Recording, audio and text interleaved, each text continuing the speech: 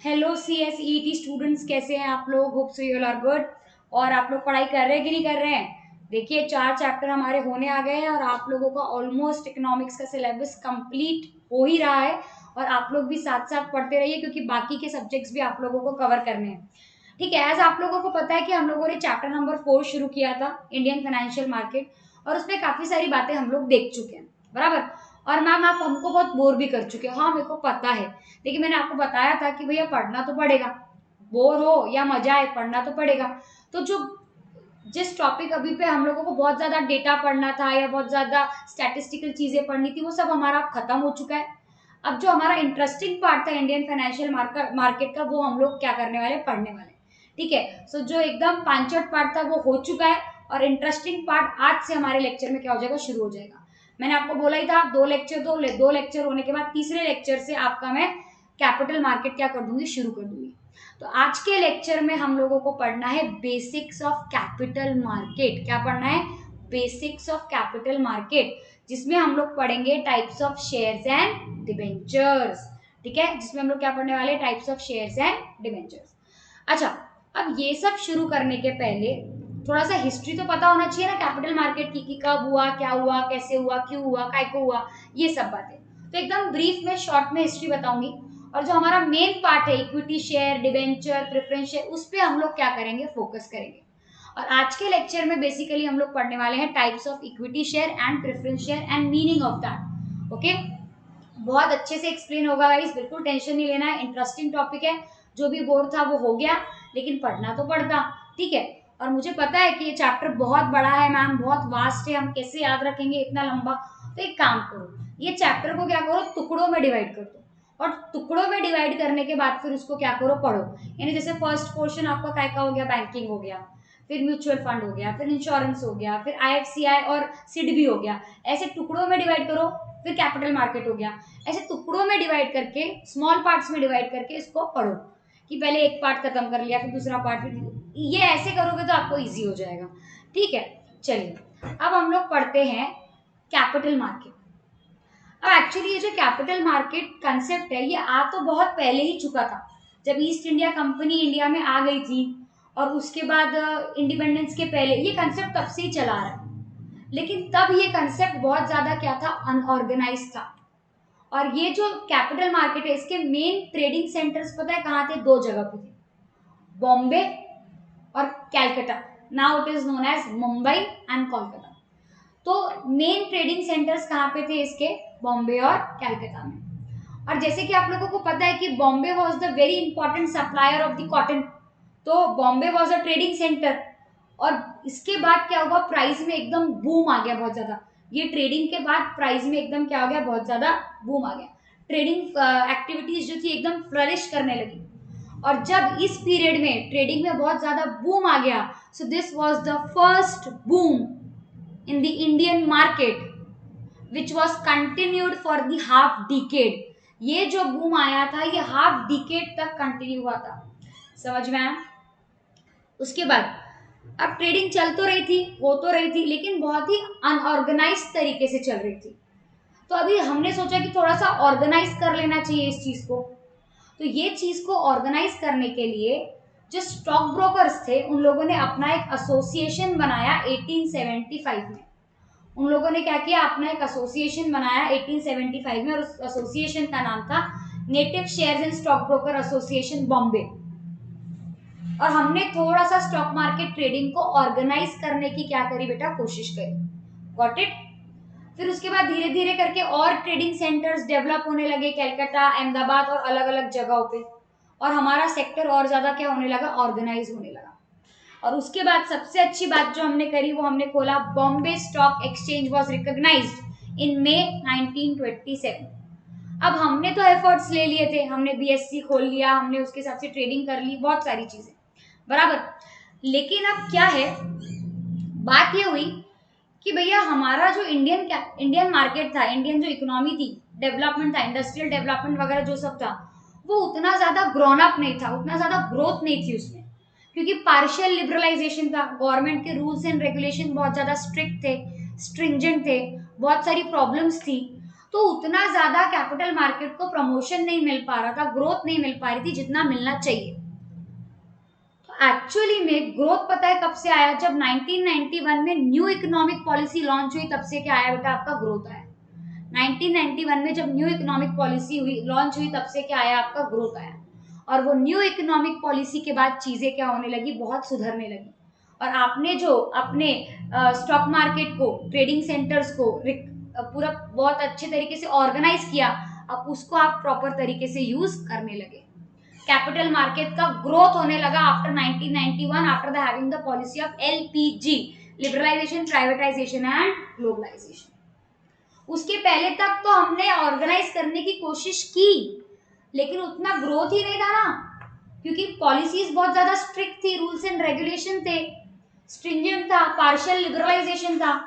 फिर जब मनमोहन सिंह ने 1991 में आपका एलपीजी पॉलिसी लाया, उसके बाद से कैपिटल मार्केट एकदम क्या हो गया? बूम हो गया। चलिए अब और बहुत सारी चीजें पढ़ते हैं ये कैपिटल मार्केट के बारे में। शेयर्स क्या होते हैं, डिवेंचर्स क्या होते हैं, टाइप्स ऑफ शेयर्स क्या होता है, इसको हम लोग क्यों रिक्वायरमेंट क्या है इसकी, वो सारी बातें हम लोग पढ़ते हैं। अब सबसे पहले हम लोगों को पढ़ना है equity shares and preference shares. अरे भैया, इक्विटी शेयर्स और प्रेफरेंस शेयर्स पढ़ने के पहले शेयर का मीनिंग तो पता होना चाहिए ना। हाँ मैम, ये बात तो आपने बराबर बोली। अगर हमको इक्विटी शेयर और प्रेफरेंस शेयर्स पढ़ना है तो पहले तो हमको ये पता होना चाहिए कि what do you mean by equity shares, what do you mean by shares only, what do you mean by share, तभी जाके तो इक्विटी और प्रेफरेंस शेयर पढ़ेंगे। शेयर का मतलब ही नहीं पता होगा तो आगे कैसे बढ़ेंगे? बराबर। चलिए, ABCD ही नहीं पता होगी तो सेंटेंस कैसे बनाओगे? तो ma'am what do you mean by share? Share का मतलब होता है it is a part of capital. Share का मतलब क्या होता है? It is a part of capital. Ma'am capital मतलब क्या? Capital is a amount which is invested in your business. Business चलाने के लिए जो पैसा आप लगाते हो, आपकी लागत, उसको हम क्या बोलते हैं? कैपिटल बोलते हैं। अब जैसे कि सपोज की बात है, मेरी कंपनी को एक कंपनी खोलना है, या मेरे पास ऑलरेडी एक कंपनी है और मुझे बहुत ज्यादा अमाउंट का क्या चाहिए? कैपिटल चाहिए, बहुत बिग अमाउंट का कैपिटल चाहिए, बल्क अमाउंट का। और ऑब्वियसली बात है कि जब अगर मुझे बल्क अमाउंट का कैपिटल चाहिए तो एक अकेला बंदा तो इन्वेस्ट नहीं कर पाएगा ना, तो अब मुझे कुछ तो चीजें जुगाड़नी पड़ेंगी जिससे वो बल्क कैपिटल मेरे पास आ जाए, पैसा आ जाए, ताकि मैं मेरे बिजनेस को ग्रो कर सकूं, एक्सपांड कर सकूं, आगे बढ़ा सकूं। कुछ तो करना पड़ेगा ना। ऐसा कैसे होगा? ऐसा अगर मुझे कैपिटल चाहिए, बहुत सारा पैसा चाहिए, एक बंदा तो लगा नहीं सकता, तो कैसे लाऊंगी? तो हम क्या करते हैं कि जो अब ये जो सर्कल आपको दिख रहा है, ये सर्कल मेरा क्या है? Requirement of capital. अब एक बंदा नहीं लगा सकता, मेरे को सबसे लेना है, तो आप क्या करोगे पता है क्या? ये सर्कल को, ये कैपिटल को टुकड़ों में डिवाइड कर दोगे, और जिन टुकड़ों में आपने उनको डिवाइड किया वो टुकड़ों को बोला जाता है शेयर्स। कैपिटल को जब आप लोग पार्ट्स में डिवाइड कर देते हो तो वो पार्ट्स को बोला जाता है शेयर्स, तभी तो share is a part of capital. तो मैम ये डिवाइड करने से क्या मिल गया? देखो फॉर एग्जाम्पल, आपको 10,000 रुपए चाहिए थे, तो आपने क्या किया? 10,000 divided by 10, that is what all about your 1000। यानी आपने 1000 शेयर्स में क्या कर दिया? अपनी रिक्वायरमेंट ऑफ कैपिटल को डिवाइड कर दिया। और अब आपने बोला लोगों को कि देखो भैया, मैंने 1000 टुकड़े कर दिए हैं मेरे कैपिटल के, और 10 रुपए में मैं एक टुकड़ा बेच रहा हूँ। ये जो 10 रुपीज है ना, ये प्राइस है, 10 रुपए में मैं एक टुकड़ा बेच रहा हूँ। अब आपको 10 रुपए में 10 रुपए वाले जितने टुकड़े खरीदने आप खरीद लो। तो लोग क्या करेंगे? 10 रुपए वाले टुकड़े खरीदेंगे, मैं उनको क्या दूंगी उसके बदले? ओनरशिप। मुझे क्या मिलेगा? पैसा। This is what all about the concept of share. मेरे को 10,000 की रिक्वायरमेंट थी, उसको मैंने शेयर्स में डिवाइड कर दिए, टुकड़े कर दिए, और लोगों को बोल दिया आप ये टुकड़े खरीदो। तो मैम लोग टुकड़े क्यों खरीदेंगे? अरे उनको ओनरशिप मिलेगी। मैम आपको क्या मिलेगा? पैसा, शेयर मिल रहा है। मैं अपने ओनरशिप में आपको शेयर दे रहा हूं, आइए ओनरशिप शेयर करिए, शेयर खरीद के। समझ में आया क्या? तो ये 1000 क्या था? आपके शेयर्स। 10,000 क्या थे? आपका कैपिटल जो आपको रिक्वायर्ड है, और 10 रुपए क्या थी? Face value of the share, जितने में शेयर बिकता है। समझ में आया क्या? तो ये आपका बेसिक मीनिंग था शेयर का। A share is the interest of the shareholder in a company. Share holder के पास जो रहता है उसका ओनरशिप, उसको हम क्या बोलते हैं, शेयर बोलते हैं, कि इतना शेयर उसका है। A capital of a company is divided into number of units called share. जब मैं कैपिटल को नंबर ऑफ यूनिट्स में डिवाइड कर देती हूँ तो उसको मैं क्या बोलती हूँ, शेयर बोलती हूँ। यहाँ था ना 10,000 का कैपिटल, नंबर ऑफ यूनिट्स में डिवाइड कर दिया, क्या बन गया, शेयर बन गया। और कितने टाइप्स के शेयर होते हैं हमारे पास, बेसिकली हमारे पास दो टाइप के शेयर होते हैं, प्रेफरेंस और इक्विटी। और वन बाय वन हम लोगों को दोनों पढ़ने हैं। तो क्या आप रेडी है, चलिए शुरू करते हैं। तो सबसे पहले हम लोग पढ़ेंगे इक्विटी शेयर। सबसे पहले हम लोग क्या पढ़ेंगे बेटा, इक्विटी शेयर। सबसे पहले तो मीनिंग पता होना चाहिए मैम इक्विटी शेयर का, हाँ बराबर। सबसे पहले what do you mean by equity share, share का मतलब समझ गया। अब जो शेयर हमने 1000 शेयर डिवाइड किए ना, वो 1000 शेयर में इक्विटी शेयर भी हो सकता, प्रेफरेंस शेयर भी हो सकता, क्योंकि शेयर्स के दो टाइप्स, इक्विटी, प्रेफरेंस। तो मैम अब इक्विटी शेयर का मतलब क्या, वैसे अगर डेफिनेशन वाइज देखा जाए तो इक्विटी शेयर का मीनिंग पता क्या है, equity shares are those shares which are not preference shares. Such a funny meaning, equity share वो है जो प्रेफरेंस शेयर नहीं है, समझ में। Equity shares are those shares which are not preference shares according to your definition. लेकिन ma'am ऐसा थोड़ी ना होता, मीनिंग तो समझाओ, मतलब क्या है, बोलना क्या चाह रहा है, कुछ तो बताओ, बता। तो इक्विटी शेयर वो शेयर्स होते हैं जो आप जनरल पब्लिक को क्या करते हो, इश्यू करते हो with the help of IPO, prospectus. Prospectus का मतलब क्या होता है, इनविटेशन टू पब्लिक, कि आओ आओ ये हमारा प्रोस्पेक्टस लो, हमारे शेयर्स खरीदो। मैंने 10,000 शेयर्स को 10,000 रुपए के कैपिटल को 1000 शेयर्स में बांटा, लोगों को पता कैसे पड़ेगा, तो लोगों को पता पड़ेगा with the help of prospectus. उसमें आप लिखोगे कि भैया हमारे पास 1000 शेयर्स है, 10 रुपए वाले, किसी को खरीदने हैं क्या, तो ये रहा हमारा प्रोस्पेक्टस, इसको भर के आप हमारे शेयर्स खरीद सकते हो। कॉलेज में एडमिशन लेना रहता तो क्या भर के एडमिशन लेते हैं, प्रोस्पेक्टस फॉर्म। तो वैसे ही कंपनी के शेयर्स अगर खरीदने हो तो प्रोस्पेक्टस खरीदना पड़ता है, समझ में आया। और कंपनी अपने शेयर्स बेचने के लिए मार्केट में क्या लाता है, initial public offer, IPO. IPO के जरिए कंपनी अपने शेयर्स पब्लिक को बेचती है, और वो आईपीओ में क्या रहता है, प्रोस्पेक्टस, और वो प्रोस्पेक्टस के जरिए पब्लिक क्या करती है, कंपनी के शेयर्स खरीदती है। और हम कौन से शेयर्स की बात कर रहे हैं, इक्विटी। इक्विटी शेयर्स किसको बेचे जाते हैं, जनरल पब्लिक, आम जनता, हम लोग। और वो कैसे रहते हैं, non redeemable in nature. Non redeemable in nature का मतलब क्या होता है राजा, नॉन रिडीमेबल इन नेचर का मतलब होता है एक बार खरीद लिया ना, अब लॉन्ग टर्म ओनरशिप है, लाइफ टाइम ओनरशिप है। अब ये ऐसा थोड़ी ना है कि, एक मिनट ना गाइस,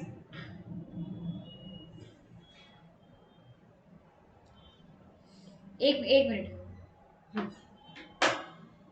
नॉन रिडीमेबल का मतलब क्या होता है, एक बार तुमने इक्विटी खरीद ली, एक बार कंपनी ने इक्विटी शेयर इशू कर दिया, अब जन्म जन्म का साथ है तुम्हारा हमारा। अब वो शेयर्स लॉन्ग टर्म रहेंगे, अब ओनरशिप लॉन्ग टर्म रहती, ओनरशिप मिल रही है, ओनरशिप खत्म नहीं होती। हाँ, तुम किसी को पैसा उधारी में दो, उधारी खत्म होती है पेमेंट करके, लेकिन ओनरशिप खत्म नहीं होती। तो एक बार तुम ओनर बन गए तो जब तक कंपनी आखिरी तक जिंदा है तब तक तुम्हारी ओनरशिप भी है, अगर तुमने अपने पास शेयर्स रखे हैं तो। एक बार इक्विटी शेयर इशू हो गए, कंपनी ने इशू कर दिया, आगे वाले ने खरीद लिए, तो वो लॉन्ग टर्म रहते हैं, जब तक कंपनी है तब तक वो इक्विटी शेयर्स रहेंगे और आगे वाले की ओनरशिप भी रहेगी। समझ में आया क्या, क्योंकि आप आगे वाले को पैसों के बदले क्या दे रहे हो, ओनरशिप दे रहे हो, लाइफ टाइम ओनरशिप दे रहे हो, लाइफ टाइम ओनरशिप। समझ में आया क्या। And investors in such shares hold the right to vote. सबसे इंपॉर्टेंट फीचर है इक्विटी शेयर का, कि जिस किसी के पास भी इक्विटी शेयर होता है उसको ओनरशिप मिल जाती है और उसको राइट टू वोट मिल जाता है। और राइट टू वोट के साथ साथ वो प्रॉफिट भी शेयर कर सकता है और असेट्स के ऊपर क्लेम भी कर सकता है, कंपनी की असेट्स के ऊपर क्लेम भी कर सकता है कल्चर के, अगर उसको पैसा नहीं मिला तो। समझ में आया क्या। And equity shares are long term financing sources for a company. जब कंपनी को लॉन्ग टर्म पैसे की रिक्वायरमेंट होती है, लंबे समय के लिए पैसे की रिक्वायरमेंट होती है, तो उस समय पे कंपनी इक्विटी शेयर क्या करती है, इशू करती है। समझ में आया क्या? क्योंकि हो गया ना, इक्विटी शेयर इशू हो गया, आगे वाले को तुम्हारे कंपनी में ओनरशिप मिल गई, वो काय को छोड़ेगा। तो जब तक कंपनी है जिंदा तब तक इक्विटी शेयर भी है जिंदा। बताया ना, जन्म जन्म का साथ है तुम्हारा हमारा। समझ में आया? चलिए, ये था आपका इक्विटी शेयर का मीनिंग। तो इक्विटी शेयर के मीनिंग में आपको पता है क्या याद रखना है। सबसे पहली बात तो ये ऑर्डिनरी शेयर्स होते हैं। सबसे इंपॉर्टेंट चीज यहाँ पे ये नॉन रिडीमेबल होते हैं। दूसरी इंपॉर्टेंट चीज ये प्रॉफिट शेयर करेंगे और इनके पास राइट टू वोट होता है। ये इंपॉर्टेंट बातें थी इक्विटी शेयर से रिलेटेड। अब फीचर्स देख लेते हैं। ये फीचर्स पढ़ना बहुत इंपॉर्टेंट है यहाँ, ताकि आपको पता पड़ता कि एक्चुअली है क्या। ये आपके मॉड्यूल में उतने अच्छे तरीके से नहीं दिए हुए हैं, लेकिन अगर आप पढ़ लोगे तो पूरा मीनिंग क्लियर हो जाएगा। तो सबसे पहला कैरेक्टरिस्टिक्स ऑफ इक्विटी शेयर्स। अब लेकिन आपको पता है कि ये इनका एक बहुत इंपॉर्टेंट फीचर है, ये लोग रिस्क बेयरर्स होते हैं।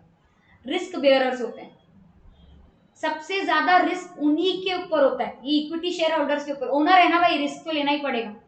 और आपको पता है इनका प्रॉफिट शेयरिंग फिक्स नहीं रहता। प्रॉफिट शेयरिंग इनका फिक्स नहीं रहता। ये लोग रिस्क लेने में सबसे आगे होते हैं और प्रॉफिट लेने में सबसे पीछे होते हैं। पहले सब लोगों को बढ़ जाएगा, इंटरेस्ट वालों को बढ़ जाएगा, इसको बढ़ जाएगा, उसको बढ़ जाएगा, फिर आखिरी में जो प्रॉफिट बचा वो इक्विटी शेयर को जाएगा। तभी तो बोला है ना, रेसिडुअल क्लेम ऑन इनकम। आखिरी में जब सबको बटेगा तो कद्दू बटेगा तो सब में बटेगा, लेकिन इसको सबसे आखिरी में बटेगा। इक्विटी शेयर वाले को सबसे आखिरी में कद्दू बटेगा। यही कद्दू यानी आपका प्रॉफिट। नहीं तो बोलोगे मैम कद्दू का को बांट रहे, अरे कद्दू नहीं बांट रही, प्रॉफिट बांट रही। तो बोलने का मतलब ये है, बाकी पहले पेमेंट हो जाएंगे सारे। अब ये तो ओनर है ना, जैसे हमारी मम्मी लोग क्या करते घर में, पहले सबको खाना खिलाते फिर खुद खाते जितना बचा उसमें से, ऐसा होता है। मतलब आई एम टॉकिंग नॉर्मली, नहीं तो अभी लिख के भेजेंगे नहीं मेरी मम्मी तो पहले खाना खाती। अरे हाउ, मैं नॉर्मली बता रही हूँ। तो यहाँ पे क्या होता है, प्रॉफिट अर्न हो गया तो पहले बाकी लोगों के पेमेंट होंगे। ये तो ओनर है ना, तू चुपचाप बैठा रहे, तेरे को आखिरी में मिलेगा बचेगा। तो घर के लोग मेहमान आते ना, तो मेहमानों को पहले खाना मिलता, घर के लोगों को बाद में मिलता, बचा तो नाश्ता वगैरह कुछ भी। समझा? तो वैसा ही इनका हाल है। क्या याद रखोगे, प्रॉफिट आखिरी में। हाँ, लेकिन एक एडवांटेज है, जितना प्रॉफिट बचा उतना पूरा मिलेगा इनको। इनका प्रॉफिट का रेशियो फिक्स नहीं है।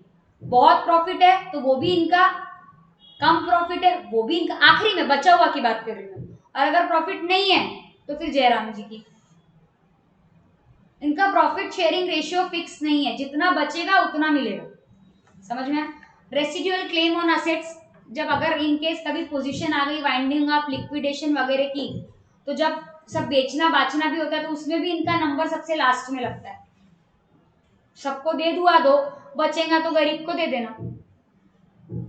लाइबिलिटी कैसी है, लिमिटेड। अब लिमिटेड लाइबिलिटी फीचर तो सबको पता है। कंपनी का कल चल के कुछ भी होता है तो कंपनी के डेब्ट्स पे करने के लिए इन लोगों की पर्सनल लाइबिलिटी यूज नहीं होगी। उसके अलावा जितना इन लोगों ने इन्वेस्ट किया है उतने तक के ही इनकी लाइबिलिटी रहती है। जितने के शेयर्स इन लोगों ने खरीदे, जितना इन लोगों का इन्वेस्टमेंट है, जितना इनने शेयर कैपिटल लगाया है, उतनी ही चीजों के लिए ये लोग क्या रहते हैं, इनकी लिमिटेड लाइबिलिटी रहती है। समझ में आया क्या? समझा? ओके। प्रीएम्प्टिव राइट्स मतलब क्या, हर चीज में अधिकार पहले हमारा, मतलब डिसीजन मेकिंग वगैरह में, बाकी सब चीजों में, वोटिंग राइट्स वगैरह में।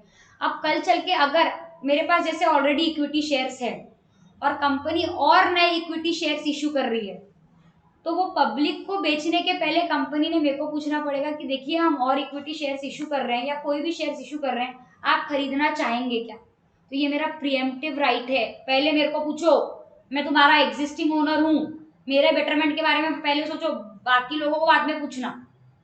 समझ में? तो अगर कल चल के कोई भी न्यू शेयर आता है तो उसके लिए आप पूछो। मेच्योरिटी ऑफ शेयर जैसा तो कोई कंसेप्ट ही नहीं है, क्योंकि इररिडीमेबल है, लॉन्ग टर्म है। ओके। फिर राइट टू कंट्रोल, सबसे इंपॉर्टेंट चीज इन लोगों के पास जो होती है, controlling power, decision making, owner, इनकी चलती बहुत है बाकी। फिर राइट्स टू ट्रांसफर शेयर, हाँ यहाँ पे जो आपके शेयर है वो आप दूसरों को ट्रांसफर कर सकते हो, इधर it can be happen with transmission और ट्रांसफर ऑफ शेयर्स। फिर right against ultra vires act of the company, अगर कंपनी ने कोई भी अल्ट्रा वायरस एक्ट किया, what do you mean by ultra vires, beyond the limit, अगर तुमने औकात के बाहर जाके कोई काम किया तो तुम्हारे खिलाफ एक्शन लेने का राइट इक्विटी शेयर होल्डर के पास है, और आपकी कंपनी में जो भी कुछ चल रहा है वो सब चीजों को जानने का हक इक्विटी शेयर होल्डर के पास है। समझ में आया? This was all about your equity shares. अब एक बार देख लेते अपने नोट्स क्या बोल रहे हैं, ऐसा ही कुछ तो भी बोल रहे हैं क्या? यस, चलो आ जाओ। Equity shares are also known as ordinary shares, common shares, which represents the owner of the capital in the company. The holders of these shares are real owners. ये सबसे इंपॉर्टेंट बात है कि ये शेयर्स के जो होल्डर्स होते हैं उनको क्या बोला जाता है? रियल ओनर्स बोला जाता है। क्या बोला जाता है? Real owners. ठीक है, real actual owners of the company. They have a control over the working of the company, इनके पास पूरा कंट्रोल होता है, डिसीजन मेकिंग राइट्स भी इनके पास होते हैं। Equity share holders are paid dividend after paying it into the preference share holders. Yes, अभी आप लोगों ने मुझे पूछा ही नहीं कि मैम ये लोग इन्वेस्ट करते, रिस्क बेयर करते, तो इनको बदले में मिलता क्या? तो आप कंपनी के ओनर हो, आपने कंपनी में इन्वेस्ट किया, तो आपको उसके बदले में मिलता है डिविडेंड। डिविडेंड मतलब उनका रिटर्न ऑन इन्वेस्टमेंट, जो उन्हें रिटर्न किया, मतलब जो उन्हें इन्वेस्ट किया है, शेयर देके हमारी कंपनी में इन्वेस्ट किया, उसके बदले में कंपनी उनको देती है dividend. Dividend is a part of profit, it is a earning of share holder. लेकिन इक्विटी शेयर को डिविडेंड मिलेगा, इक्विटी शेयर होल्डर को डिविडेंड मिलेगा प्रेफरेंस शेयर होल्डर को मिलने के बाद। तो पहले प्रेफरेंस शेयर होल्डर को डिविडेंड मिलेगा, उसके बाद जो बचा कुचा वो इक्विटी को मिलेगा। ऐसा क्यों? वो भी जब हम प्रेफरेंस पढ़ेंगे ना और क्लियर हो जाएगा। The rate of dividend of this shares depends upon the profit of the company. That means जिस हिसाब से प्रॉफिट होगा उस हिसाब से डिविडेंड बटेगा। Fix rate dividend equity share का होता नहीं है, इक्विटी शेयर को फिक्स रेट ऑफ डिविडेंड मिलता नहीं है। उसके बाद equity share is the main source of finance for any company, giving investors the right to vote, share profit and claim on assets. Yes, equity share main source है जिसके जरिए आप capital raise कर सकते हो और आपको उसके बदले में ओनरशिप मिलेगा, राइट टू वोट मिलेगा, right to share the profit मिलेगा, और आप असेट्स के ऊपर भी क्लेम कर सकते हो। समझ में आया? अब बहुत सारे टाइप्स के इक्विटी शेयर कैपिटल भी होते हैं, वो हम लोगों को आगे पढ़ने हैं। ठीक है, और जो इक्विटी शेयर्स की वैल्यू होती है उसको हम किस टर्म्स में रिप्रेजेंट करते हैं? Face value, par value, issue price, book value, market value, intrinsic value, stock market value, मतलब जितने का एक्सप्रेस करना पड़ेगा ना आपको कि भैया अगर आप आगे वाले को शेयर बेच रहे हो तो कोई वैल्यू एक्सप्रेस करनी पड़ेगी ना आपको कि इतने का है भैया ये शेयर। जैसे मैंने अभी वैल्यू एक्सप्रेस करी थी, भैया 10 रुपए का है एक शेयर, क्या हो गई उसकी? Face value. तो वैल्यू मतलब क्या कि वो शेयर की औकात कितने की, वैल्यू कितने की है, कितने का है, उसको बोलते हैं वैल्यू। और उसके अलग अलग नाम होते हैं और उसमें अलग अलग कैटेगरी फीचर्स भी होते हैं, लेकिन अभी उतना डिटेल हमको दिया हुआ नहीं है तो हम नहीं जाएंगे। और ना बताने को तो अभी इतना बता सकते हैं जिसकी कोई लिमिट ही नहीं है। इतना ये एकदम पूल है, ये पूल, जितना पढ़ो उतना कम, लेकिन हमको जितना रिलेवेंट हम उतना ही पढ़ेंगे। डोंकी स्टडी नहीं करना है ना अपने को, स्मार्ट स्टडी करना। ठीक है, चलिए। जैसे ये आपका बहुत ही इंपॉर्टेंट सोर्स ऑफ कैपिटल है। जैसे आपने कंपनी खोली है और आपको एक लेवल के बाद अगर पैसों की रिक्वायरमेंट है, आपको ग्रोथ करना है, आगे बढ़ना है, बहुत ज्यादा पैसा चाहिए, तो with the help of IPO आप इक्विटी शेयर इशू करके पब्लिक से पैसा क्या कर सकते हो? रेस कर सकते हो। क्या कर सकते हो? पब्लिक से पैसा रेस कर सकते हो। आपको बल्क में फंड्स चाहिए, क्या बोला मैंने? जब आपको बल्क में फंड्स चाहिए तो आप with the help of IPO public को इक्विटी शेयर इशू करके पब्लिक से पैसा क्या कर सकते हो? रेस कर सकते हो।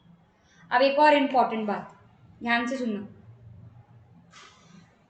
तो जब आप अब भी जैसे आपने कोई नई कंपनी खोली है और फर्स्ट टाइम आप आईपीओ ला रहे हो, नई कंपनी की बात नहीं, फर्स्ट टाइम आप पब्लिक से पैसा उठा रहे हो, अभी तक क्या आपकी कंपनी में ऑलरेडी पैसा रखा हुआ था, आपको जरूरत नहीं थी, लेकिन अब आपको एक्सपांशन के लिए ज्यादा पैसा चाहिए, ह्यूज कैपिटल चाहिए, और आपको जनरल पब्लिक से वो पैसा उठाना है क्योंकि आप अकेले उतना नहीं लगा सकते। तो जब आपको जनरल पब्लिक से उतना पैसा उठाना है और आप अकेले नहीं लगा सकते, तो उसके लिए आप क्या लाओगे? आईपीओ। तो जब आप फर्स्ट टाइम पब्लिक को शेयर इशू करते हो, जब आप फर्स्ट टाइम मार्केट में शेयर बेचते हो, तो जो फर्स्ट टाइम आप शेयर बेचने के लिए प्रोस्पेक्टस लाते हो उसको बोला जाता है initial public offer. First time जब आप ऐसा करते हो तो उसको क्या बोला जाता है? Initial public offer.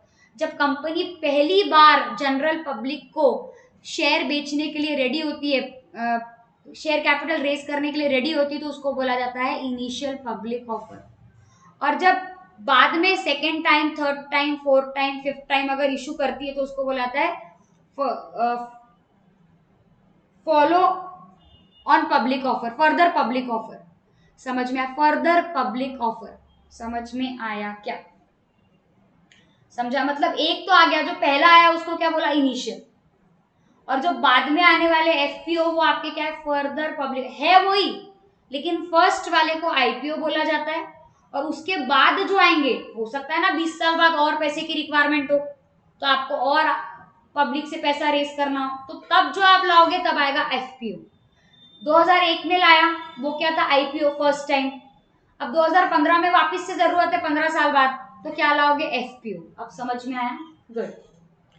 चलिए, अब last concept of equity shares, that is of types of equity share capital. अब इक्विटी शेयर कैपिटल को अलग अलग कैटेगरी में डिवाइड किया गया। सबसे पहला आता है authorised share capital. Authorised share capital मतलब मैक्सिमम लिमिट ऑफ कैपिटल जो आपने खुद के लिए सेट करके रखी है, कि इतना मैक्सिमम लिमिट ऑफ कैपिटल मुझे आगे पीछे कभी भी लग सकता है, इतना मेरे पास मेरी लिमिट होनी चाहिए, वो मेरी लिमिट है। Maximum limit, maximum amount of capital company can issue. हर एक कंपनी जो भी पब्लिक से पैसा रेस करती है उसका एक ऑथोराइज कैपिटल होता है, कि मैक्सिमम लिमिट उसकी इतनी है पब्लिक से पैसा रेस करने की। Maximum limit of capital which a company can issue is known as your authorized share capital. हाँ, आप उसको आगे चल के इंक्रीज भी कर सकते हो, लेकिन एक बार की आपको वो लिमिट सेट करनी पड़ेगी। इंक्रीज भी कर सकते हो with the fulfilling of formalities, आप इंक्रीज भी कर सकते हो। अभी जब मैं आगे की बातें पढ़ाऊंगी ना तब आपको और क्लियर होगा कि ऑथोराइज होता क्या है, लेकिन अभी इतना समझ लो। ऑथोराइज शेयर कैपिटल का मतलब क्या? आपकी मैक्सिमम अमाउंट ऑफ कैपिटल जो आप पब्लिक से क्या कर सकते हो? इशू कर सकते हो। Maximum amount of capital which a company can issue to public. अब ऑथोराइज शेयर कैपिटल मतलब क्या? आपकी मैक्सिमम लिमिट। तो ऑथोराइज शेयर कैपिटल वो होता है कि आपकी मैक्सिमम लिमिट है, आप जितना ऑथोराइज कैपिटल है उतना एक ही बार में पूरा नहीं उठा लेते पब्लिक से। जितनी रिक्वायरमेंट है उतने का ही इशू करते हो आप पब्लिक को, उतने का ही आईपीओ लाते हो। जैसे सपोज की बात है, मेरा 10,000 करोड़ का ऑथोराइज शेयर कैपिटल है और मुझे अभी फिलहाल रिक्वायरमेंट मेरे प्रोजेक्ट के लिए 3,000 करोड़ की है, तो जो 10,000 करोड़ है मेरे पास वो मेरा क्या है? ऑथोराइज लिमिट है। तो जो मेरा, एक मिनट अभी आप सुन ही लो आराम से, मैं फट से बताती हूँ आपको, फिर अपन रीड कर लेंगे, अभी आपको पूरा कंसेप्ट ही क्लियर हो जाएगा। देखो मेरे पास क्या है? 10,000 करोड़ की मैक्सिमम लिमिट है, यानी ये मेरा क्या हो गया? ऑथोराइज कैपिटल हो गया, कि इतना पैसा मैक्सिममली मैं पब्लिक से रेज कर सकती हूँ। लेकिन इतना पूरा पैसा एक साथ में मेरे को पब्लिक से रेज नहीं करना है, जैसे जैसे जरूरत पड़ती है वैसे वैसे रेज करूंगी, आईपीओ लाऊंगी। तो इनिशियली फर्स्ट टाइम मुझे कितने की रिक्वायरमेंट हो गई? 2,000 करोड़ की, बराबर। अभी मेरे को मेरे प्रोजेक्ट के लिए 2,000 करोड़ की क्या है? रिक्वायरमेंट है। तो इतना मैं पब्लिक से रेज करूंगी, तो 10,000 में से अभी मैं कितना रेज कर रही हूँ? 2,000 रुपए, 2,000 करोड़। तो 8,000 करोड़ की लिमिट मेरी अभी भी बची है। अभी मैंने 10,000, ये 10,000 मेरी लिमिट है, ठीक है, 10,000 मेरी लिमिट है, उसमें से मैं धीरे धीरे धीरे करके जिस हिसाब से मेरी रिक्वायरमेंट है उस हिसाब से पब्लिक से पैसा लेती जाऊंगी। अभी मेरी रिक्वायरमेंट कितने की थी? 2,000 करोड़, 2,000 करोड़ की। तो जो 2,000 करोड़ मैं पब्लिक को इश्यू करूंगी उसको बोला जाता है इश्यूड शेयर कैपिटल। उसको क्या बोला जाता है? Issued share capital. समझ में आया क्या? जितने का आईपीओ में लेके आई हूं, जितने का मैंने इश्यू किया है उसको क्या बोलते हैं? Issued share capital. और अभी मेरी 8,000 की लिमिट और बची छुए। फिर उसके बाद नेक्स्ट आता है सब्सक्राइब्ड शेयर कैपिटल। आपने इशू किया 2000, अब जरूरी थोड़ी नहीं कि पूरा 2000 का 2000 करोड़ आपका सब्सक्राइब हो जाए, 2000 शेयर्स आपके सब्सक्राइब हो जाए, 2000 करोड़ शेयर्स आपके सब्सक्राइब हो जाए। 2000 करोड़ का आपको रिक्वायरमेंट था, ऐसा आपने पब्लिक को बताया, ऐसा आप क्या लेके आए, इशू लेके आए। तो जरूरी थोड़ी ना उतना ही सब्सक्रिप्शन भी आपके पास आए, उतने के लिए ही लोग आपको अप्लाई करें। कम के लिए भी हो सकता है और ज्यादा के लिए भी हो सकता है। देखो सब्सक्राइब शेयर कैपिटल का मतलब क्या होता है? It is a part of issued share capital which an investor accepts and agrees upon. अब आपने पब्लिक को कितना ऑफर किया? 2000 करोड़ कितना मेरे को चाहिए, ये इशू कैपिटल है। और सपोज समझ लो सब्सक्रिप्शन पब्लिक से आपको आया 1900 करोड़ का, 1900,000 करोड़ का, बराबर। यानी आपने पब्लिक को इशू कितना किया? आपने क्या बोला कि भैया मेरे को चाहिए 2000, लेकिन पब्लिक ने सब्सक्राइब किया फॉर 1900 ओनली। तो जितने के लिए पब्लिक सब्सक्राइब करती है उसको बोला जाता है सब्सक्राइब्ड शेयर कैपिटल। उसको क्या बोला जाता है? Subscribed share capital. जितने के लिए पब्लिक क्या करती है? सब्सक्राइब करती है। जितने के लिए पब्लिक सब्सक्राइब करती है उसको क्या बोला जाता है? Subscribed share capital. जरूरी नहीं है पब्लिक पूरे के लिए करे, जितने के लिए पब्लिक करती है उसको क्या बोलते हैं? Subscribed share capital. नेक्स्ट, जितने का सब्सक्रिप्शन आया, आपने तो बोला था 2000 करोड़ चाहिए, सपोज समझ लो 2 लाख शेयर में डिवाइड किया होगा, लेकिन सब्सक्रिप्शन आया कम के लिए, तो वो हो गया आपका सब्सक्राइब। पब्लिक ने अप्लाई किया 1900 के लिए, ये क्या हो गया आपका? सब्सक्राइब। नेक्स्ट है आपका पेड अप शेयर कैपिटल। जितने के लिए आपके पास पैसा आया है, जितने का पैसा आपके पास आ गया है, उसको क्या बोलते हैं? Paid up share capital. जैसे सपोज की बात है 10 रुपए का शेयर है, तो ये पता है क्या, ये पूरे 10 रुपए ना कंपनी एक साथ नहीं लेती, पहले 2 रुपए लेती, फिर 2 रुपए लेती, फिर 3 रुपए लेती, इस तरीके से लेती, और फिर 3 रुपए लेती, इस तरीके से पैसे लेती है। तो सपोज ये इंस्टॉलमेंट में पैसा लेती है पब्लिक से, इंस्टॉलमेंट में। जैसे मैंने 10 रुपए का शेयर खरीदा, बराबर, 10 रुपए के शेयर खरीदी होंगे मैंने, कुछ 100, 50, 200, 300 जितने भी खरीदे, तो जितने भी शेयर्स मैंने खरीदे उसका पैसा मेरे को एक साथ नहीं देना पड़ता, टुकड़ों में देना पड़ता है।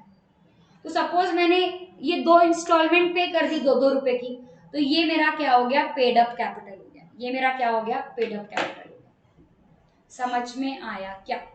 तो जो मेरी मैक्सिमम लिमिट है वो मेरा क्या है? ऑथोराइज। जो मैंने पब्लिक को ऑफर किया वो मेरा क्या है? इशूड। जितने के लिए पब्लिक ने अप्लाई किया वो क्या है? सब्सक्राइब्ड। और जितने के लिए पब्लिक ने पैसा दिया, जितने का पब्लिक ने पैसा दिया उसको क्या बोलते हैं? Paid up. समझा? अब नेक्स्ट है आपका राइट शेयर्स। राइट शेयर्स का मतलब क्या होता है? इक्विटी शेयर्स का हक। अगर आप कोई भी नया इशू ला रहे हो, जैसे मैं कंपनी की ऑलरेडी एग्जिस्टिंग शेयर होल्डर हूं और कंपनी को वापस और पैसों की जरूरत पड़ी, तो कंपनी मार्केट में क्या करने जा रही है? बेटा शेयर्स बेचने जा रही है, वापस से आईपीओ ला रही है। तो कंपनी का पहला काम यह है कि पब्लिक को ऑफर करने से पहले जो एग्जिस्टिंग शेयर होल्डर्स हैं उनको पूछना चाहिए कि आपको शेयर्स चाहिए क्या। तो ये शेयर्स कंपनी जो कम वैल्यू में अपने एग्जिस्टिंग शेयर होल्डर्स को देती है उसको बोला जाता है राइट शेयर्स। उसको क्या बोला जाता है? Right shares. देखो ना यहाँ लिखा हुआ है, these are the shares those which a company issues to its existing share holders. और ये कंपनी ऐसा क्यों करती है? अपने ओनरशिप राइट्स को प्रोटेक्ट करने के लिए। अरे एग्जिस्टिंग वालों को ही ओनर रहने दो ना यार, और काय को बाहर वालों को बुलाना, कितने टुकड़े हो जाएंगे। तो जो मेरे एग्जिस्टिंग शेयर होल्डर्स हैं उनको मैं ये शेयर्स इशू करती हूँ, उसको बोला जाता है राइट शेयर्स। क्या बोला जाता है? Right shares. और ये सिर्फ और सिर्फ इक्विटी शेयर होल्डर को ही ऑफर किया जाता है। इक्विटी शेयर होल्डर के अलावा किसी के पास इसको इशू करने का राइट नहीं। समझ में आया? ओके।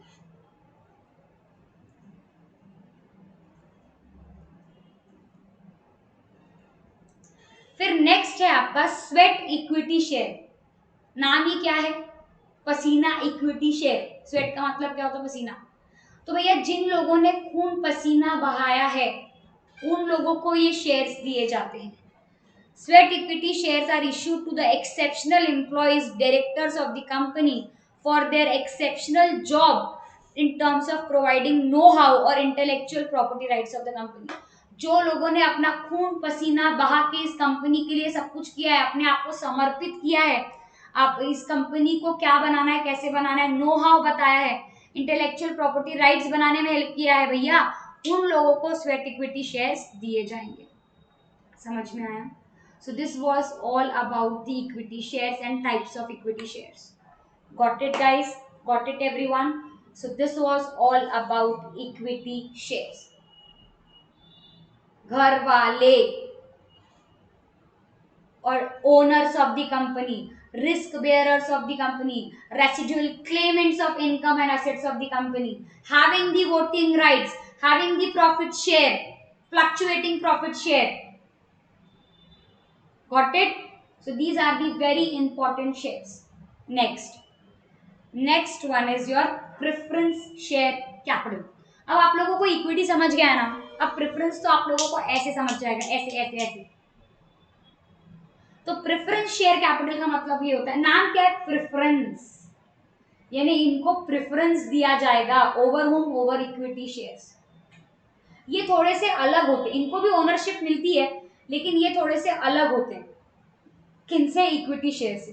ये थोड़े खटू किस्म के होते हैं, इनको डर लगता है अपना पैसा लगाने से, रिस्क लेने से, सब कुछ करने से। तो ये उस टाइप के शेयर होल्डर्स होते हैं जिनको इक्विटी से प्रेफरेंस पहले मिलता है, सॉरी इक्विटी से प्रेफरेंस पहले मिलता है और प्रॉफिट पहले मिलता है। मतलब ये ऐसे प्रेफरेंस शेयर्स होते हैं जिनको इक्विटी से पहले प्रॉफिट दिया जाता है और इनका प्रॉफिट शेयरिंग फिक्स रेट होता है। ये लोग फिक्स रेट पे प्रॉफिट उठाते हैं।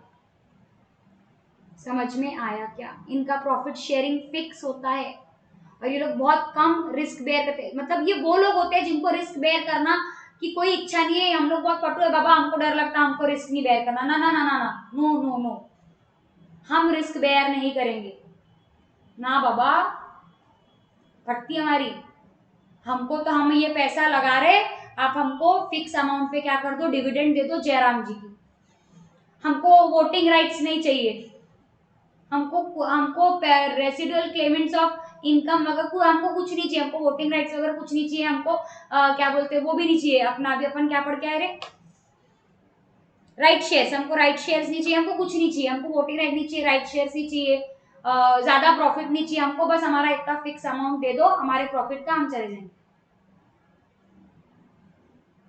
समझ में आया? नाम ही क्या है? Preference share holders. Preference share holders मतलब क्या? जिनको इक्विटी के पहले प्रेफरेंस दिया जाएगा for paying the profit. Okay, इसलिए इनका नाम क्या है? Preference share holders. देखते हैं मीनिंग क्या बोलते हैं।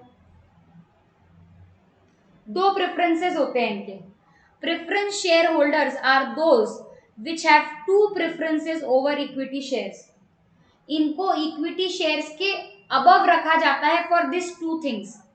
इनको डिविडेंड भी पहले दिया जाएगा और इनको रिटर्न ऑफ कैपिटल के लिए भी पहले रखा जाएगा। जब winding up of the company होगा और सब जब बेच बाच के लोगों को ऐसे जब हम लोग करते हैं ना, अभी बंटवारा कर देते हैं, अभी सब अपना अपना लेके जाओ, तो उस समय पे भी ये इक्विटी के पहले होंगे। मैंने बोला ना इक्विटी तो आखिरी वाला, कद्दू कटेगा सब में बटेगा, लेकिन इक्विटी को आखिरी में बटेगा। तो चाहे पेमेंट ऑफ डिविडेंड, तो मैं प्रॉफिट बोल रही थी, वो डिविडेंड एक ही बात है, इनको भी रिटर्न में डिविडेंड ही मिलता है क्योंकि ये भी ओनर्स ही है एक तरीके से। तो बात डिविडेंड पेमेंट की हो चाहे बात रिटर्न ऑफ कैपिटल की हो at the time of winding up, ये लोग इक्विटी के पहले ही रहेंगे। इनको इक्विटी से पहले प्रेफरेंस दिया जाएगा। Preference share holders are having the preference for dividend also and for return of capital also before the equity shareholders. Equity shareholders के पहले इन लोगों को डिविडेंड दिया जाएगा और रिटर्न ऑन कैपिटल किया जाएगा। इक्विटी शेयर होल्डर तो सबसे आखिरी के है। समझ में आया? चलिए अब इनके भी फीचर्स देख लेते हैं। ये रहे सबसे पहला मेच्योरिटी। यहाँ मेच्योरिटी होती है बॉस, ये रिडीमेबल नेचर के होते हैं। कैसे नेचर के होते हैं? रिडीमेबल। मतलब इनका एक टेन्योर होता है, एक टर्म होता है, उतने ही समय के लिए ये लोग प्रेफरेंस शेयर होल्डर्स को कैरी कर प्रेफरेंस शेयर्स को कैरी कर सकते हैं। एक समय के बाद मेच्योरिटी आ जाती है और इनके शेयर्स क्या हो जाते हैं, रिडीम हो जाते हैं और इनको पैसा मिल जाता है। जबकि इक्विटी शेयर्स तो जन्म जन्म का साथ है, लॉन्ग टर्म, हमेशा के लिए। लेकिन प्रेफरेंस शेयर होल्डर का एक ड्यूरेशन होता है, एक टाइम पीरियड होता है, एक मेच्योरिटी पीरियड होता है, इसलिए इसको रिडीमेबल शेयर्स भी कहा जाता है। समझ में आया? जैसे हमारा एफडी कैसे रहता है, 5 साल का, 10 साल का, वैसे रहता है। आप इतने साल के लिए खरीद सकते हैं, 5, अब वो कंपनी के ऊपर डिपेंड करता है, उसका ड्यूरेशन, वो मेच्योरिटी पीरियड कितने साल का रख रही है, 5 साल का रख रही है, 10 साल का रख रही है, 15 साल का रख रही है, कितने साल का रख रही है। ये लोग भी इनकम के ऊपर क्लेम कर सकते हैं, एसेट के ऊपर क्लेम कर सकते हैं, वे है तो ओनर्स ही ना, share holder, preference share holder है तो ओनर ही। हाँ, बस थोड़े से इनके इक्विटी शेयर से फीचर्स क्या करते हैं, डिफर करते हैं। कंट्रोलिंग पावर है लेकिन उतने नहीं है जितने इक्विटी के पास है। इक्विटी शेयर होल्डर्स के पास ज्यादा कंट्रोलिंग पावर्स है, इनके पास इनके मैटर से रिलेटेड ही कंट्रोलिंग पावर्स रहते हैं। समझ में आया? फिक्स रिटर्न, फिक्स रिटर्न मिलने वाला है boss, there will be a fix return. मैंने बताया ना, इनका प्रॉफिट शेयरिंग रेशियो क्या रहता है बेटा, फिक्स रहता है। इनका प्रॉफिट शेयरिंग रेशियो क्या रहता है, fix. They will have the fix profit sharing ratio. Return on capital मिलेगा ना at the time of winding up, ठीक है। Fix dividend obviously. Non participation in prosperity, अगर कंपनी को बहुत ज्यादा प्रॉफिट हो गया ना तो प्रॉफिट पूरा इक्विटी को जाता है, इनका कोई लेना देना नहीं, क्योंकि इनको जितना मिलने वाला है उतना ही मिलेगा। कंपनी को प्रॉफिट 10 करोड़ हो, 20 करोड़ हो, 50 करोड़ हो, 100 करोड़ हो, कंपनी को प्रॉफिट कितना हो रहा है उससे इनका कोई लेना देना नहीं है। इनको इनका डिविडेंड, इनका प्रॉफिट रेट जितने पे डिसाइड हुआ था उतने पे इनको मिल जाएगा बस। जैसे 10% रेट डिसाइड हुआ है, 10% preference equity share, preference share holder, तो प्रॉफिट का 10% मिल जाएगा। प्रॉफिट कितना भी हुआ हो उससे तुमको कोई मतलब नहीं। इक्विटी शेयर इसी में तो फायदे में रहते हैं, अगर कंपनी को बहुत प्रॉफिट हो गया तो जितना भी प्रॉफिट है वो सारा उनके जेब में चला जाता है। समझ में आया? चल एक बार यहाँ से भी रीड कर लेते हैं, आपके नोट्स क्या बोल रहे हैं, बस थोड़ा सा ही बचा है, 5-10 मिनट का बचा है, ठीक है। Preference shares, more commonly referred to as preference stock, are shares of a company's stock with dividend that are paid out to shareholders before a common stock dividends are issued. ये लोगों को preference दिया जाता है at the time of winding up also and at the time of payment of dividend also. If the company enters into bankruptcy, preferred stockholders are entitled to be paid from the assets before the common stockholders. Yes, company winding up में गई तो equity के पहले इनको पे करना पड़ेगा आपको। Preference shares have a fixed dividend obviously, while common stock have not. उनका फिक्स डिविडेंड रहता क्या, नहीं, जितना प्रॉफिट बचेगा उतना पूरा उनका। Preferred stock shareholders are also typically do not hold any voting rights, but common shareholders usually hold it. Preference share holder के पास वोटिंग राइट्स नहीं रहता और इक्विटी शेयर होल्डर्स के पास रहता है। अभी मैं आपको डिफरेंशिएट भी पढ़ाने वाली हूँ, नेक्स्ट लेक्चर में पढ़ाऊंगी, चिंता मत करो मैम, अभी एकदम सिर के ऊपर से लाए, हाँ तो चिंता मत करो। अगले लेक्चर में डिबेंचर शुरू करने से पहले एक बार इक्विटी और प्रेफरेंस का क्या देख लेंगे, डिफरेंशिएट देख लेंगे, तो और पिक्चर माइंड में क्लियर हो जाएगा। चलिए अब types of preference shares. Ma'am इतने सारे, बापरे, अरे है इतने सारे लेकिन मीनिंग एकदम पांचट है, फट फट फट फट पढ़ा के खत्म कर देती, चिंता मत करो। चलो सबसे पहले आता है cumulative preference shares. Cumulative preference shares का मतलब होता है, देखो आपको याद कैसे रखना है, मैं बताती हूँ, एक मिनट सुनो। देखो ऐसे ना जोड़ी है, जोड़ी से रिडीमेबल वाले की जोड़ी टूट गई है, बताऊंगी क्यों। ऐसी जोड़ी है, देखो जोड़ी,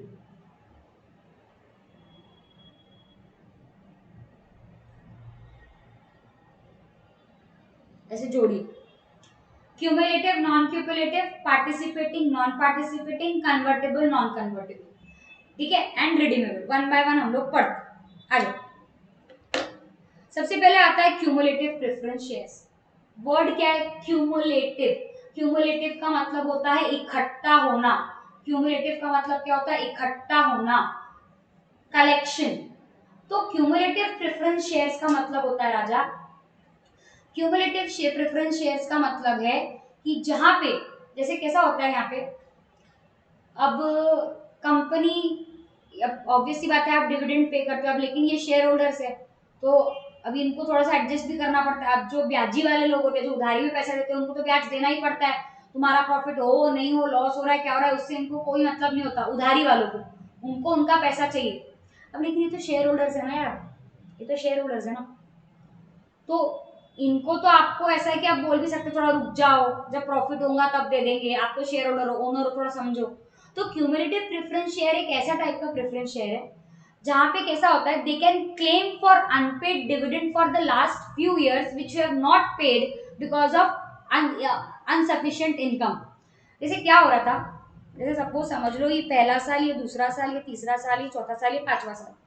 तो पहले साल और दूसरे साल आपने डिविडेंड दिया, लेकिन ये 2 साल आप नहीं दे पाए, तो ये 2 साल का डिविडेंड आप 5वें या 6वें साल में क्लेम कर सकते हो, क्योंकि आपके प्रेफरेंस शेयर का नेचर क्या है, क्यूमुलेटिव प्रेफरेंस शेयर। सो जो क्यूमुलेटिव प्रेफरेंस शेयर होल्डर्स होते हैं, उनके पास ये राइट होता है कि जिस साल के लिए उनको डिविडेंड नहीं मिला है because of insufficient profit, so they have the right to claim for that profit which they have not been paid for that year when there was insufficient profit in the year when they are having the sufficient profit। अब जैसे तीसरे साल और चौथे साल में तुमने dividend नहीं दिया प्रेफरेंस शेयर होल्डर को क्योंकि तुम्हारे पास प्रॉफिट नहीं था, और 5वें साल में तुम्हारे पास बम प्रॉफिट आ गया, तो 5वें साल में प्रेफरेंस शेयर होल्डर के पास ये राइट है कि वो तुमसे तीसरे और चौथे साल का भी क्या मांग सके, प्रॉफिट मांग सके, डिविडेंड मांग सके। इसको बोल, क्योंकि इकट्ठा हो रहा है उनका डिविडेंड, क्यूमुलेटिव प्रेफरेंस शेयर, इकट्ठा। तो 5वें साल में वो तीसरे और चौथे साल का भी डिविडेंड मांग सकता है क्योंकि वो क्यूमुलेटिव प्रेफरेंस शेयर्स के पार्ट है। समझ में आया क्या? तो अगर आप एक क्यूमुलेटिव प्रेफरेंस शेयर होल्डर हो तो जिस साल आपको प्रॉफिट नहीं मिला था उस साल का प्रॉफिट भी आप मांग सकते हो उस साल में जिस साल प्रॉफिट हुआ है। समझ में आया? गुड। अगला नॉन क्यूमुलेटिव, उसका उल्टा। अब जिस साल आपको प्रॉफिट नहीं मिला भूल जाओ, आपके पास कोई राइट नहीं है जिस साल आपको प्रॉफिट नहीं मिला उसका क्लेम करने का। हमको प्रॉफिट नहीं हुआ, हमने आपको नहीं बांटा, जिस साल होगा उस साल देंगे, आज नहीं है, बाय। सेम एग्जाम्पल में 3rd और 4th ईयर का क्लेम करने का राइट अब शेयर होल्डर के पास नहीं है अगर आपकी category non cumulative preference share है तो 5वें साल में आप 3rd और 4th का प्रॉफिट क्लेम, डिविडेंड क्लेम नहीं कर सकते क्योंकि आप नॉन क्यूमुलेटिव प्रेफरेंस शेयर्स का क्या हो, पार्ट हो। You can not claim. समझ में आया? फिर आता है redeemable preference shares. Rehana, redeemable preference shares मतलब क्या? आपके जो प्रेफरेंस शेयर्स है वो एक सर्टेन टाइम पीरियड के लिए बनाए गए हैं। क्या बोला मैंने? आपके जो प्रेफरेंस शेयर्स है वो एक सर्टेन टाइम पीरियड के लिए बनाए गए, 5 साल, 10 साल, 15 साल। उसके बाद वो क्या हो जाएंगे बेटा, रिडीम हो जाएंगे, मेच्योर हो जाएंगे, और आपको आपका पेमेंट वापस करके पूरा हिसाब किताब चुकता करके आपको फ्री कर दिया जाएगा। अब आप प्रेफरेंस शेयर होल्डर नहीं रहे। जैसे मैंने बोला मैं कंपनी, और मैंने बोला मैं इश्यू कर रही हूँ preference share holders for 5 years. आपने खरीद लिए, 5 साल बाद वो रिडीम हो जाएंगे, आपको आपका पैसा वापस सूद समेत, tata bye bye see you, अब हमारे प्रेफरेंस शेयर होल्डर आप नहीं हो।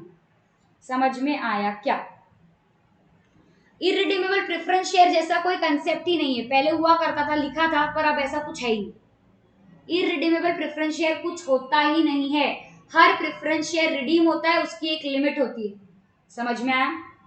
Next, participating preference shares. Participating preference shares वो होते हैं जो सरप्लस प्रॉफिट में पार्टिसिपेट कर सकते हैं। उनका जो फिक्स प्रॉफिट है, फिक्स डिविडेंड है, वो तो उनको मिला ही, लेकिन बटने बुटने के बाद जो प्रॉफिट और बचा उसमें भी वो अलग से पार्टिसिपेट कर सकते हैं, apart from their fix return. This is what participating preference shares we are talking about. Entitled to share surplus profit and surplus asset of the company in addition to preference dividend। Preference dividend जो आपका fix था वो तो मिला ही रे, उसके अलावा सबको बंटने के बाद जो प्रॉफिट बचा एक्स्ट्रा वाला, उसमें भी आप पार्टिसिपेट कर सकते हो। समझा? नॉन पार्टिसिपेटिंग उसका उल्टा, आप पार्टिसिपेट नहीं कर सकते। आपको जितना मिला उतने में खुश रहे, 10% दिया ना, चुप, अब कुछ नहीं बोलेगा, खुश, गेट आउट, डन, जमा। फिर आता है convertible preference shares. Convertible preference shares मतलब क्या? ऐसे शेयर्स जिसको आप इक्विटी शेयर्स में क्या कर सकते हो, कन्वर्ट कर सकते हो, होलली और पार्टली। हाँ, होलली और पार्टली का मतलब क्या हो गया? अब जैसे तेरे पास 100 प्रेफरेंस शेयर्स है और तेरे को वो 100 में से 50 इक्विटी में कन्वर्ट करने हैं और 50 प्रेफरेंस ही रहने देने हैं, ऐसा भी कर सकता है। या पूरे 100 के 100 भी तू इक्विटी में कन्वर्ट कर सकता है, इसको बोलते हैं होलली और पार्शियली। कंपनी अलाउ करेगी, आपका वैसा टर्म होना चाहिए कि आपने कन्वर्टेबल प्रेफरेंस शेयर्स खरीदे। डिपेंड करता है कंपनी कौन सा इशू कर रहा है, कौन सा type of preference share issue कर रहा है, समझ में आया? सो कन्वर्टेबल प्रेफरेंस शेयर्स मतलब which can be converted into equity shares wholly or partially. Got it? Next, non-convertible preference shares. Non-convertible preference shares का मतलब होता है ये किसी में कन्वर्ट नहीं होने वाले, अब इनका डायरेक्ट क्या होने वाला है, रिडम्पशन होने वाला है at the time of maturity. ये कुछ कन्वर्ट नहीं होने वाले, इनका ड्यूरेशन खत्म होगा, मेच्योरिटी आएगी, इनको पूरा पेमेंट देंगे सूद समेत और उनको बोलेंगे बाय, समझा? यहाँ पे आपका पूरा सूद समेत इक्विटी और प्रेफरेंस शेयर होल्डर के types, meaning, features, each and everything have been covered. थोड़ा सा लेक्चर लंबा है पर कोई बात नहीं, चला लेना गाइस, बहुत अच्छा लेक्चर है, उसको पूरा देखना, ठीक है? चलिए गाइस, तो यहाँ पे अब मैं रुकती, अगले लेक्चर में इस चैप्टर को हम खत्म कर देंगे with debentures, types of debentures and remaining part. And फिर हमारा एक ही चैप्टर बचता है जो कि क्या है आपका लास्ट वाला चैप्टर, इंडियन इकोनॉमी। एक ही चैप्टर बचता है हमारा, बिजनेस एनवायरनमेंट तो मैं पढ़ा ही नहीं, तो हमारा बस एक ही चैप्टर बचता है इसके बाद। Okay guys, take care, tata, bye bye, see you, will see you soon. तब तक के लिए बाय बाय गाइस। और ये लेक्चर पूरा देखिएगा, नहीं समझ में आया दोबारा देखिएगा, डाउट है तो व्हाट्सएप करिएगा, जो भी डाउट हो I will clear it. Okay okay guys, take care, tata, bye bye, see you.